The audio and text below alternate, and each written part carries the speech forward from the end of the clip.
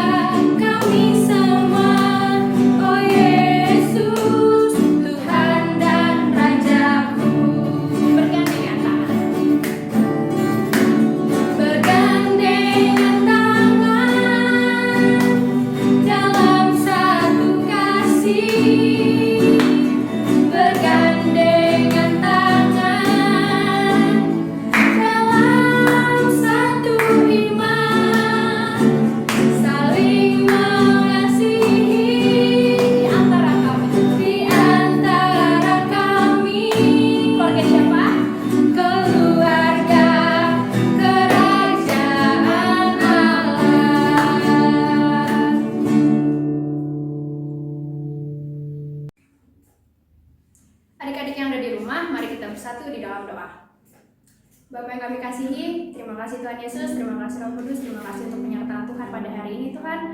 Sepanjang 1 tahun ini, walaupun kami belum pernah bertemu secara langsung Tuhan di tempat ini, tapi kami percaya Tuhan, suatu saat Tuhan boleh mengumpulkan kami di tempat ini, dan kami boleh kembali lagi memuji Tuhan dengan bersama-sama Tuhan. Dan sekarang kami akan melanjutkan ibadah kami Tuhan. Kiranya Tuhan boleh memberkati dari awal, pertengahan hingga akhir ibadahnya Tuhan. Terima kasih Tuhan Yesus yang baik. Di dalam nama Tuhan Yesus kami berdoa. Amin. Oke adik-adik yang ada di rumah, sekarang aku mau mengajak adik-adik yang ada di rumah untuk lebih lagi kita menyembah Tuhan, kita puji Tuhan, kita mengangkat pujian Ku Bersyukur Bapa.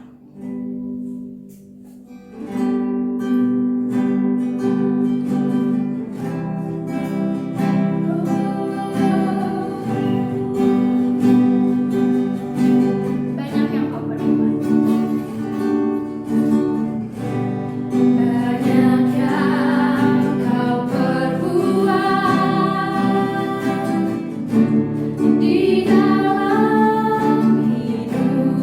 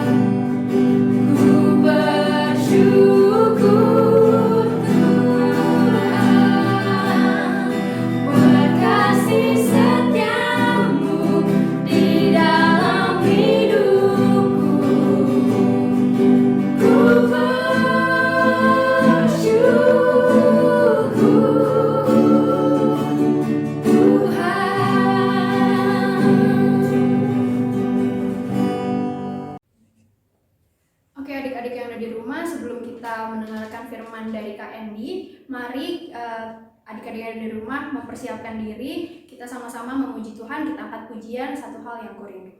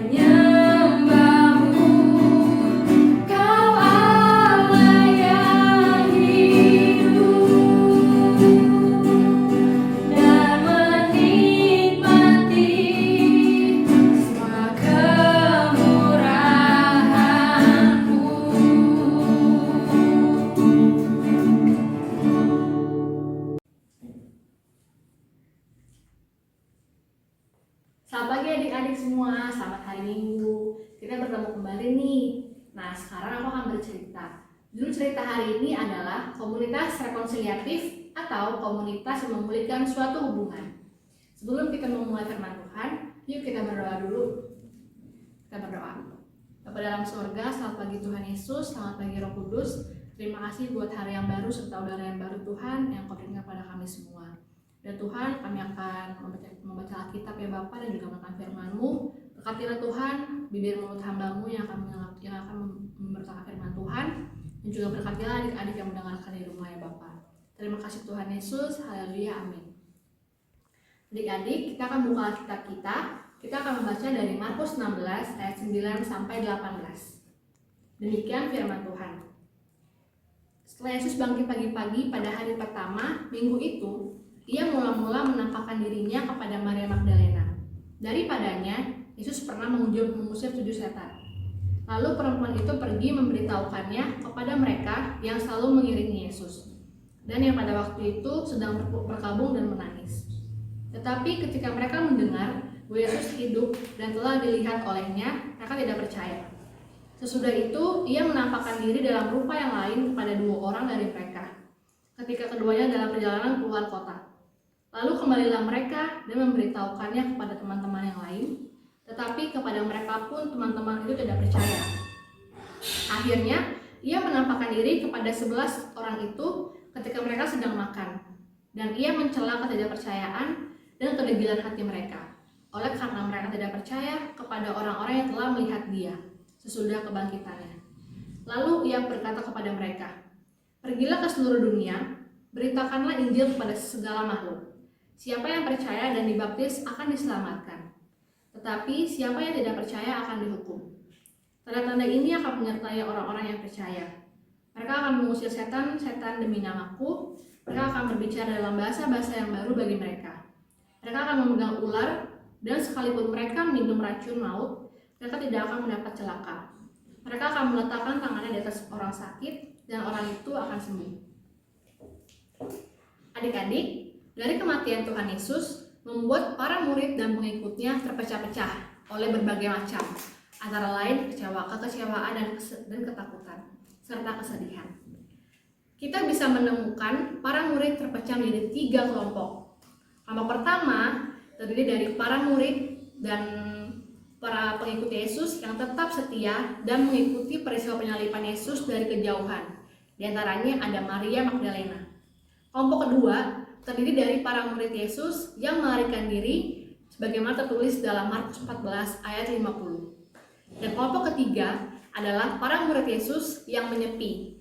Maksudnya adalah menghindari diri dari kerumunan dan tenggelam dalam kesedihan. Namun, terpecahnya para murid dan pengikut Yesus tidak berlangsung lama loh. Ada yang tahu nggak kenapa? Ya, karena kebangkitan Yesus menjadi peristiwa yang kembali membuat mereka bersatu kembali. Inilah yang disebut sebagai semangat rekonsiliatif. Para murid dan pengikutnya disatukan kembali untuk melaksanakan misi Allah dalam mengabarkan Injil ke seluruh dunia. Nah, adik-adik, proses bersatunya mereka itu terjadi melalui beberapa penampakan Yesus seperti dalam kitab yang kita baca tadi. Pertama, dimulai dari Maria Magdalena yang pernah dikuasai oleh 7 setan dan ditolong oleh Tuhan Yesus. Akan tetapi, oleh pemberitaan Maria tentang Yesus yang bangkit, tidak mendapat respon positif dari para murid lainnya. Penampakan selanjutnya dialami oleh pengikut Yesus yang tidak disebutkan dengan jelas siapa namanya. Yang pasti cerita 2 orang tersebut itu tidak dipercaya oleh murid-murid lainnya. Dan akhirnya Tuhan segera hadir menampakkan diri kepada 11 muridnya yang sedang makan. Tuhan menegur mereka karena mereka tidak percaya pada orang-orang yang telah melihatnya bangkit. Penampakan Tuhan yang ketiga ini sudah menyatukan mereka dalam suatu tugas atau misi yang sama, yaitu memberitakan Injil ke seluruh dunia. Untuk tujuan itulah para murid Yesus dipersatukan dalam persekutuan orang-orang yang diberi tanda khusus, yaitu mengusir setan, berbicara dalam bahasa yang baru, dan kemampuan-kemampuan ajaib lainnya. Tetapi adik-adik, tanda-tanda ini tidak harus dipahami secara harfiah. Tanda-tanda ini bukanlah hal yang utama, tetapi yang utama adalah pemberitaan Injil ke seluruh dunia. Oke, adik-adik, semangat rekonsiliatif inilah yang perlu terus dihidupi oleh kita sebagai remaja di tengah persekutuan kita. Adalah sebuah kenyataan bahwa remaja hidup di tengah persekutuan yang juga sering berkonflik. Panggilan hidup seorang remaja bukanlah untuk menghindari konflik, misalnya dengan kita menjauhkan diri dari persekutuan remaja. Justru di tengah konflik yang terjadi, kita sebagai remaja harus belajar melakukan rekonsiliasi, yaitu apa? Belajar menyelesaikan konflik sehingga kehidupan persekutuan jadi lebih baik. Nah, adik-adik, semangat rekonsiliatif itu artinya belajar menerima perbedaan dan mencari jalan terbaik bagi kita semua di tengah perbedaan yang ada. Marilah kita sebagai persekutuan Remtar atau Remaja Negeri Depok 1 memiliki semangat rekonsiliatif ya. Demikian firman Tuhan pada hari ini. Sampai jumpa minggu depan ya adik-adik. Selamat hari Minggu. Oh ya, kita satu dalam doa ya. Bapa dalam sorga, terima kasih Tuhan Yesus buat firman-Mu pada hari ini yang telah membuat kami Tuhan menjadi kuat. Ya Bapa, ajarlah kami Tuhan sebagai anak remaja untuk hidup dengan sesama kami dengan penuh kasih Tuhan dan tidak berkonflik ya Bapa. Juga berkatilah Tuhan adik-adik kami di rumah dalam masa remajanya sekarang dalam pergaulan Tuhan. Jauhkanlah mereka dari segala pergaulan yang buruk ya Bapa. Terima kasih Tuhan Yesus. Ampuni juga kami Tuhan sebagai anak-anak-Mu Tuhan, bila kami sering membuat Engkau sedih Tuhan atas perlakuan kami. Terima kasih Tuhan Yesus. Inilah doa kami ya Bapa. Haleluya. Amin.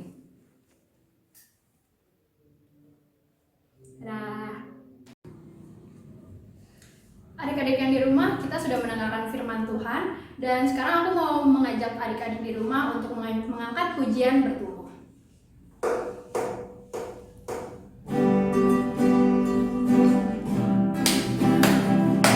Dengan lebih semangat kita angkat pujian.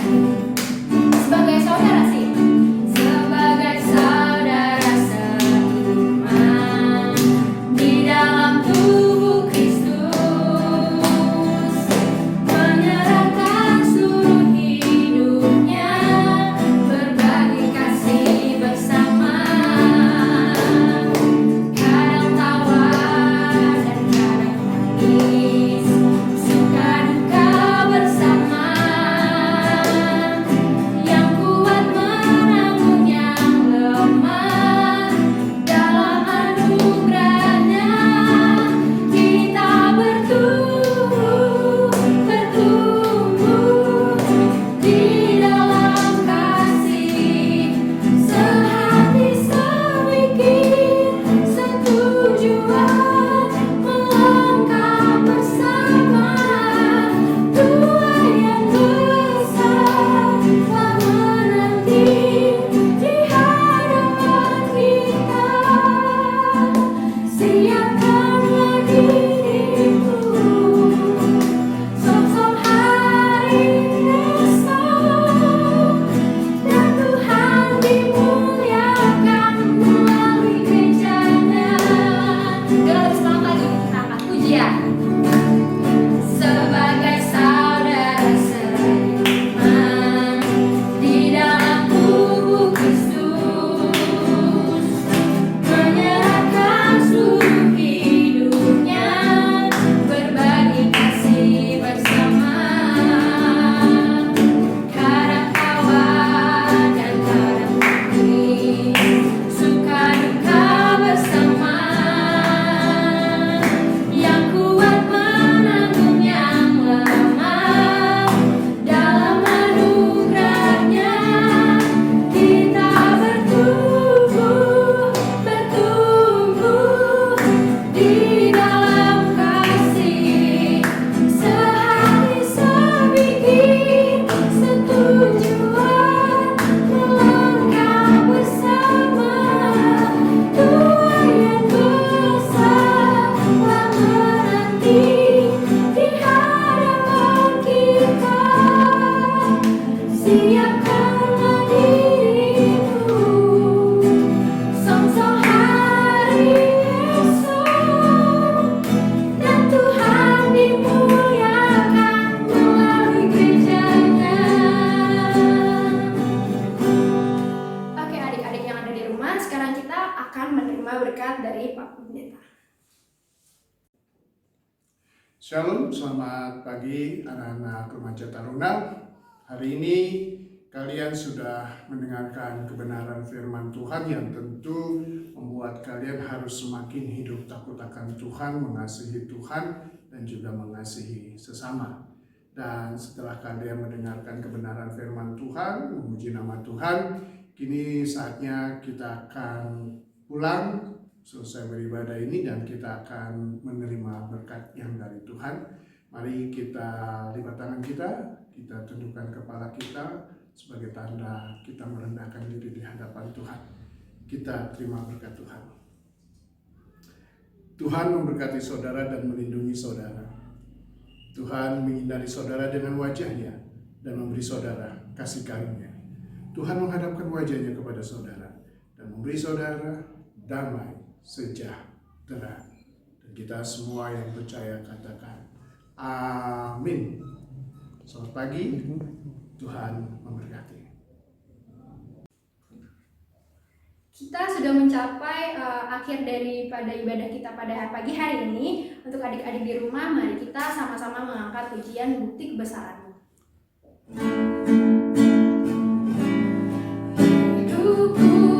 menggenapi firman-Mu, tanda mujizat sertai tiap langkahku. Kau bersamaku,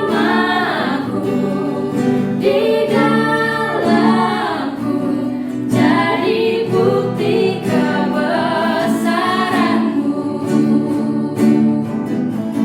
Hidupku menggenapi firman-Mu, tanda mujizat sertai tiap langkahku.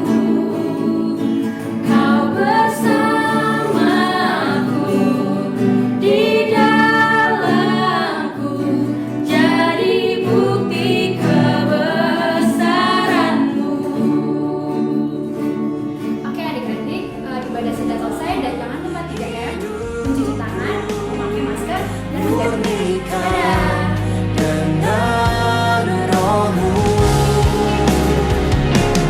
hidupku menggenapi firman-Mu, tanda mujizat sertai tiap